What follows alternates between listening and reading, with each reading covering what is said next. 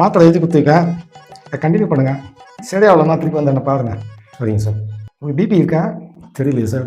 தெரியாதா? சுகர் இருக்கா? அதுவும் கிடையாது சார். உங்கள் ஜென்ரேஷனில் அப்பா, தாத்தா, கொழு தாத்தா இவங்களுக்கு ஏதாச்சும் பிபி சுகரோ இருக்கா? என்னோட தாத்தாவோட பேர் கூட எனக்கு கிடையாது சார்.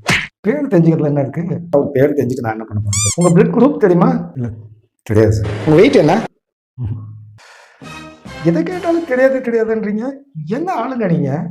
சார், நாங்கள் வந்து துளு வேணாங்க சார். எங்களுடைய ஜாதியை ஒரு சிலர் வந்து முதலியார்னு கூட சொல்லுவாங்க சார். சில ஊரில் வந்து சென்னை மாதிரி இடத்துல உடையார்லாம் கூட சொல்லுவாங்க சார். ஒரு சிலர் அகமுடையார்லாம் சொல்லுவாங்க. ஆனால் நாங்கள் உண்மையில் பார்த்தீங்கன்னா துளு வேளாளர்னு அந்த ஜாதியை சேர்ந்தாங்க சார். நாங்கள் ஆக்சுவலாக உணவு தான் போட மாட்டோமே தவிர ஈக்குவல் டு நான்வெஜ் சார். நாங்கள் நான்வெஜ் சாப்பிட மாட்டோம். இன்னும் சொல்ல போனால் நாங்கள் ஹிந்துவே கிடையாது சார். ஆந்திராவில் புதுசாக ஒரு ரிலீஜியன் போகிறோம் சார், லிங்காயத்து. அதில் தான் சார் நாங்கள் வருவோம் சார். உங்களுக்கு இன்னும் விளக்கமாக சொல்லணும்னா, சாமி உன்னை பற்றி எனக்கு எதுவுமே தெரிய வேணாம், தயவு செஞ்சு கிளம்பு.